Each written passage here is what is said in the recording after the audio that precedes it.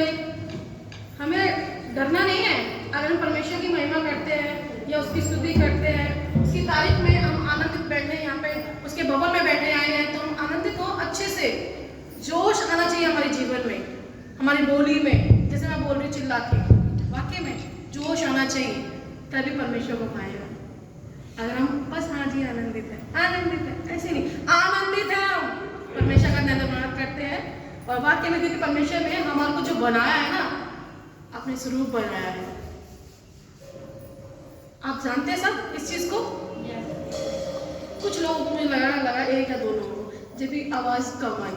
हम लोगों को जितने मनुष्य उनको उन्होंने अपने हाथ से बनाया, मिट्टी से बनाया। क्यों कहते हैं कि मिट्टी के हैं, मिट्टी में मिल जाएंगे? कैसे पता कि हम मिट्टी के हैं, हम मिट्टी में मिल जाएंगे? ये तो पता है क्योंकि किसी ने कहा, सुन लिया। लेकिन सच्चाई ये है कि यीशु मसीह ने, हमारे परमेश्वर यहोवा ने, अभी हमने गीत भी गाया, तो वाकई में हमारे परमेश्वर ने, हमारे पिता ने बड़ी मेहनत करके मिट्टी को साना और हम लोगों को बना दिया। पुतला बनाया, उसमें दम फूका, अपना दम फूका, अपनी आत्मा फूकी, अपना दम फूका, तो हमें बनाया अपने स्वरूप, तभी हम कहते हैं। तो जब हमको बनाया है अपने परमेश्वर ने, हमारे पिता ने, तो हम काम भी करें परमेश्वर से, है ना, उसकी महिमा भी करें अपने मुख से, अपने कार्यों से, तब परमेश्वर को भाएगा। तब परमेश्वर आनंदित होगा कि हाँ, मैंने अपने बच्चों को बना के गलती नहीं करी। हम परमेश्वर की महिमा करेंगे और उसकी तारीफ करेंगे और गीत गाएंगे। मेरी सूरत बिगड़ी थी, मेरा दिल नादानी, तूने सींचा लहू से ताकि आए हरियाली।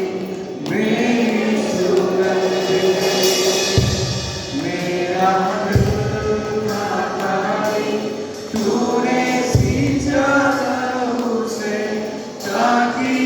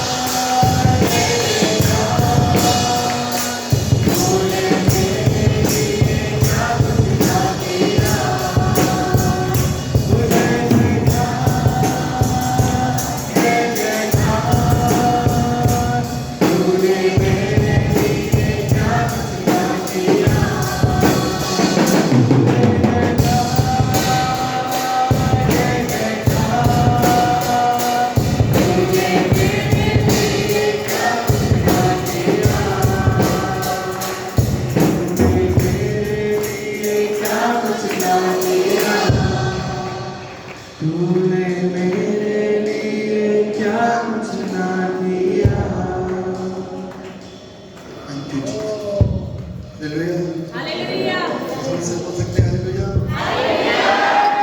आज मैं नहीं बोलूंगा, आप बोलोगे हालेलुया। बोलो गुलाम यीशु मसीह की हालेलुया। हालेलुया। जब हम इस शब्द को लेते हैं हालेलुया, बंधन मेरे एक प्रश्न है, अभी बताना कि मिट्टी से हमारी रचना हुई है, परमेश्वर की दृष्टि में हम इंपॉर्टेंट है। आपकी दृष्टि में क्या इंपॉर्टेंट है बताओगे जरा, जोर से बोलना। एक तरफ मूर्ति है और एक तरफ आपका अपना प्रिय पड़ोसी रिश्तेदार, उसको तो छोड़ दोगे, लेकिन ये आपका अपना प्रिय बच्चा, पत्नी, पति, माँ और बाप। आपसे प्रश्न किया जाए किसको छोड़ोगे? आपसे प्रश्न किया जाए किसको छोड़ोगे? मूर्ति बहुत इंपॉर्टेंट है, माँ और बाप उससे ज्यादा इंपॉर्टेंट है, पत्नी सबसे ज्यादा इंपॉर्टेंट है, बच्चे उनसे ज्यादा इंपॉर्टेंट है। टू होम यू लिव, किसको छोड़ोगे? सब कुछ। मूर्ति को छोड़ोगे कि नहीं? मेरा प्रश्न आप समझे, उल्टे जवाब मेरे को मत दीजिए, मेरे को सीधे जवाब दीजिए। एक यानी कि मूर्ति आपके इंपॉर्टेंट नहीं है, इसका मतलब मूर्ति आपके इंपॉर्टेंट नहीं है, आपका अपना बंदा इंपॉर्टेंट है। क्यों इंपॉर्टेंट है? क्यों इंपॉर्टेंट है? क्योंकि वो अब जिस ईश्वर की हम इबादत कर रहे हैं वो सबसे ऊपर और कभी न मरने वाला जीवित परमेश्वर है। आमीन। उसने हमको और आपको बनाया। जिस मूर्ति को आप घर में लिए फिरते हो ना, उसको आपने बनाया, आपने बनाया, आपने बनाया। ठीक है ना? एक मूर्त आप अपने घर के अंदर पैदा करते हो, अपने बच्चों को सिखाते हैं, उससे मत बोलना, उससे बात मत करना, चाचा के घर मत जाना और ताई से मुलाकात मत करना, उनके बच्चों से ना मिलना, उनको सलाम ना करना। ये आप मूर्त बनाते हो। एक मूर्त जिसको आप बात कर सकते हो, उससे कुछ कह नहीं सकते, उसको कुछ अपनी बातें सुना नहीं सकते, बस आंकड़ों के समय खड़े रहोगे, शादी में जाते रहोगे, कुछ नहीं करना। There is no response। किसी को रिस्पॉन्स मिला? यदि मिला ना तो आज अपनी मूर्त से बात करके बारिश करवा दो, निकलो। मैं तो बारिश के सीजन में बारिश करता हूँ। जिस चीज को मैं सिखाने की कोशिश कर रहा हूं वो चीज ये है कि जब यीशु मसीह के पास में आए ना, उसमें जीवन है। और वो जीवन कैसे दिखता है मालूम है? मैं कल रात में किसी से बात कर रहा था 2:30 बजे लगभग, तो मेरे को बता रहा कि पापी साहब एक बंदा हमारे गांव से आया और वो बहुत नशा करता था और उसका नशा चर्च आने के बाद छोड़ दिया। जीवन किसने दिया? किसने दिया? मूर्त के सामने तो 45 साल गुजार दिए, 1 मिनट यीशु के साथ गुजारा, जीवन बदल गया। आमीन। आमीन। जोर से बोलेंगे आमीन। हालेलुया के नारे लगाएं जोर से।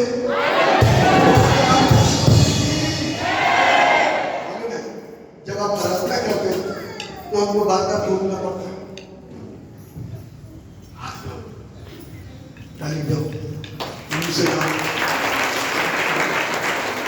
बात बोलने से कुछ नहीं। ये बात बताओ, जब सचिन ने चौका मारा ना तो ताली अपने आप कूद करके हो जाती है, तब कौन बोलता है? जब कोई पड़ोस की बहन अपने घर में डब्बा लेकर, जब बहन बहुत खुश हो गई, धन्यवाद कौन करता है? यीशु ने तो आपकी जिंदगी को सुधारा। हमें यीशु मसीह ने तो आपकी हमारी जिंदगी बनाई है। क्यों दिल से सारी चीजें नहीं निकलती? कहने पे निकलती। दिल से क्यों सारी चीजें नहीं निकलती? बोलने पर निकलती है। आराधना तो सच्ची होनी चाहिए, तभी आशीषित। यदि सच्ची नहीं है तो आशीषित नहीं हो सकती। आमीन। जोर से बोलेंगे आराधना करेंगे। मरी हुई वाली कि जीवित वाली? आराधना कैसी होती है? रोते हुए। कैसी होती है? हंसते हुए, हाथ उठा करके, लगे कि हम अपने जीते परमेश्वर के कुछ कर रहे हैं, लगे कि हम एक सच्ची और अपना कर रहे हैं, लगे कि परमेश्वर से बात कर रहे हैं, लगे कि वो आपको सुन रहा है, लगे कि वो आपको कुछ दे रहा है, सच्ची और अपना करें, क्योंकि परमेश्वर सच्चे भक्तों को पसंद करता है। धोखेबाज दो किताब के चेहरों वालों को कभी नहीं पसंद करता, क्या करेगा, सच्चों को पसंद करता है। हम अभी करके रखा करेंगे, आप परमेश्वर के नाम को धन्यवाद देंगे, उसके तैयारी में पवित्र आत्मा उसे आओ, अभिषेक से हमें भर दो। पवित्र आत्मा उसे आओ, अभिषेक से हमें भर दो। पवित्र आत्मा उसे आओ, अभिषेक से हमें भर दो। पवित्र आत्मा उसे आओ, अभिषेक से हमें भर दो।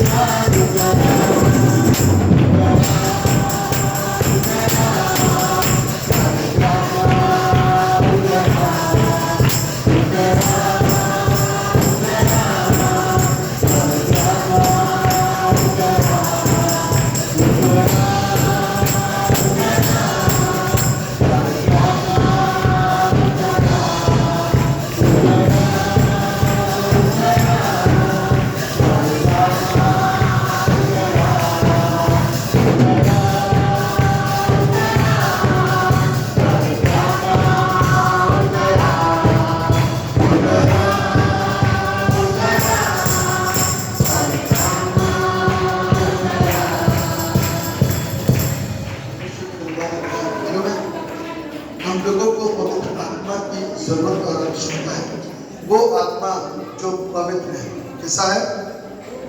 मतलब धरती पे सिर्फ एक ही पवित्र हुआ, धरती पे सिर्फ एक ही पवित्र हुआ जो स्वर्ग से धरती पर है। कहां से? जोर से बोलो और जोर से स्वर्ग से। स्वर्ग से कौन आया? लोग कहते हैं कि जब धरती पर पाप बढ़ा तो लोगों ने अवतार लिया, और जिस अवतार की वो चर्चा करते हैं ना, जिस अवतार के विषय में वो बोलते हैं, जिस अवतार के विषय वो कहते हैं, अवतार का मतलब, जब अवतार का नाम जब आता ना, तो यहाँ से एक काम दिखाई देता है। क्या काम दिखाई देता है? कि पापियों को छुटकारा दिलाने के लिए, पापियों को क्या करने के लिए? छुटकारा दिलाने के लिए। लेकिन छुटकारा दिलाते दिलाते दिलाते एक दिन उनकी आंखें बंद हो गई और वो मिट्टी का बना हुआ इंसान मिट्टी में मिल गया और आज जीवित नहीं है। आज आपको उसकी मूर्त बनाने की जरूरत हो गई है, क्योंकि वो जीवित नहीं है। लेकिन जिस खुदा की इबादत हम कर रहे हैं ना, जो स्वर्ग से धरती पर आया, उसका नाम यीशु है, इसीलिए कोई मूर्त नहीं है। वो हर जीवन के अंदर काम करता है, आमीन। हर जिंदगी के अंदर काम करता है, मालूम है? और जब वो काम करता है तब हम बदलते हैं, आमीन। कितने लोग कहते हैं उनके घर का बंदा नशा करते हैं। बहुत सारे लोग दुआ करते हैं, काली साहब दुआ कर दो, मेरा बेटा सुनता नहीं, इतना नशा करता, कौन सा शैतान उसके ऊपर आ गया। लेकिन जब दुआ होगा तो नशा छूट गया। काली साहब घर में पैसा नहीं देता, काम नहीं करता, लेकिन जब दुआ हुई ना तो उसने काम करना शुरू करा और पैसा देना शुरू, यानी पीछे एक बड़ी जिंदगी एक जीवन में तब्दील हो गई। This is the work of Holy Spirit. This is the work of Almighty God. ये परमेश्वर का काम है जो हमको सुनता है। वरना तो बहुत जगह सुनाने के लिए गए, किसी ने सुना नहीं, बहुत जगह दिखाने के लिए गए, किसी ने देखा नहीं, बहुत जगह अपनी बातों को दर्शाने के लिए गए, लेकिन कोई समझ नहीं पाया, क्योंकि they don't have sense to understand you. उनके पास में वो नॉलेज नहीं है, उनके पास में वो बुद्धि नहीं है कि वो आपको समझ सके। लेकिन एक है जो कुछ को आपको समझता, उसका नाम उसका नाम यीशु है। हालेलुया। प्रार्थना करेंगे और उसके नाम को महिमा देंगे और उसके नाम की तारीफ करेंगे। उसकी महिमा करो, बंधन टूट जाएंगे, मेरा यीशु मौजूद है यहाँ। उसकी महिमा करो, बंधन टूट जाएंगे, मेरा यीशु मौजूद है यहाँ। जितने बीमारी हैं जितने हो जाएंगे, मेरा यीशु मौजूद है यहाँ।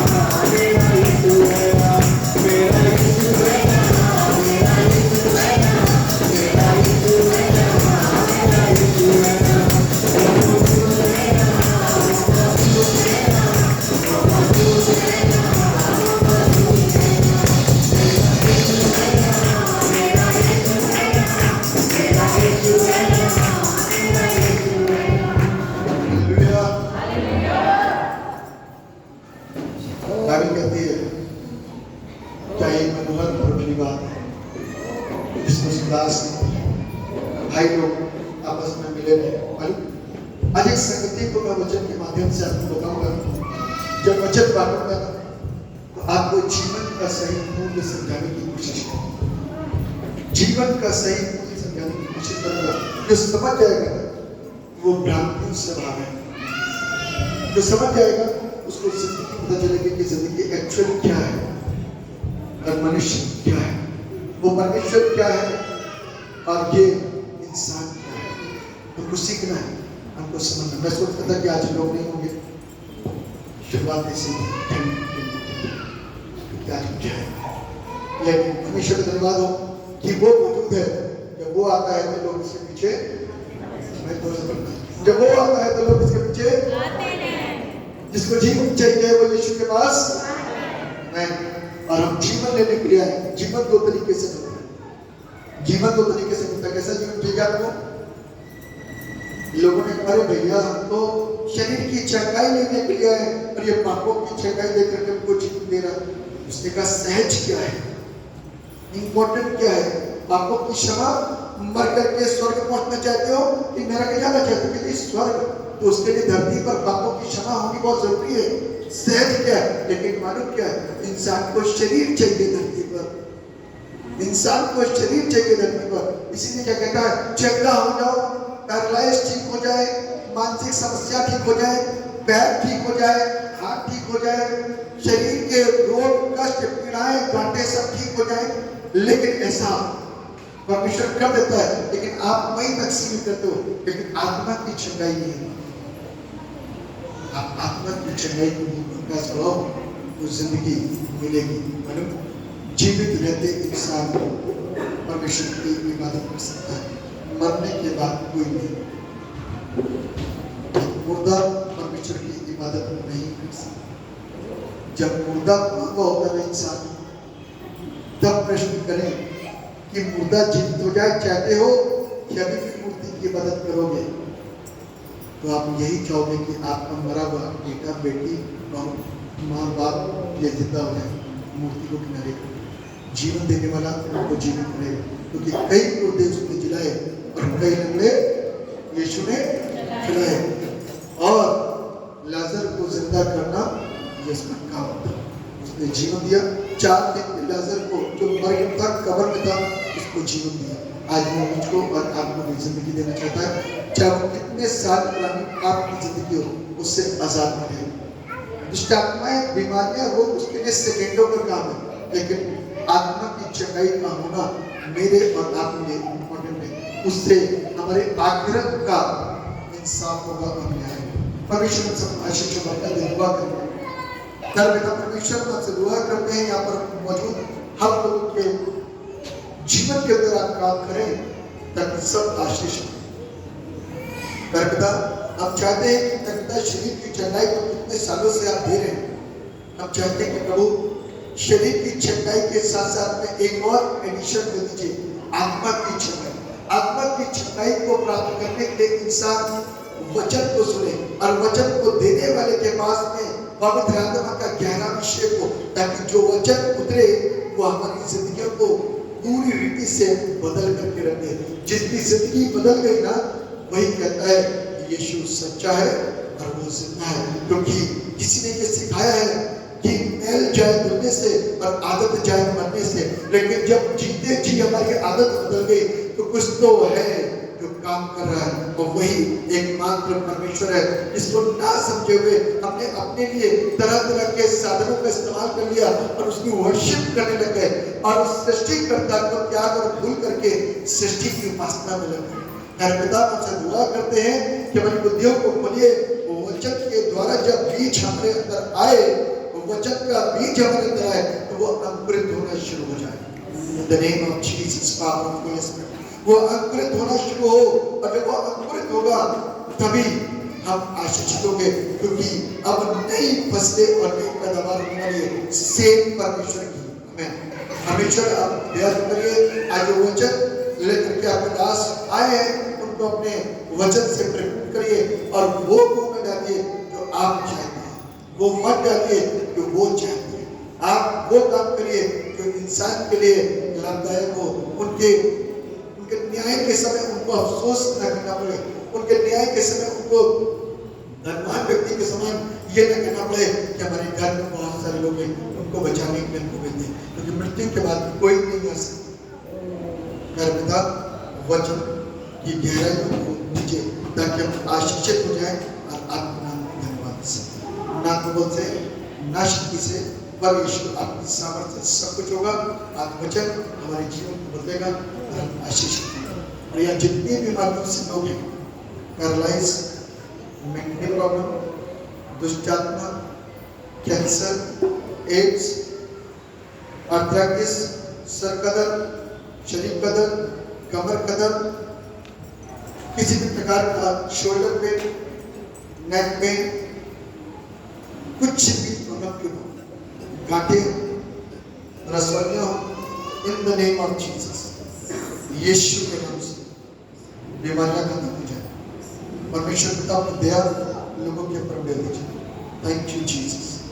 परमेश्वर पिता धन्यवाद, आपने सुन लिया और आपने काम कर दिया। इसकी गवाही हमारे पास आने वाले दिनों में आएगी। महिमा से यीशु के नाम से आमीन। जब मैं अपनी से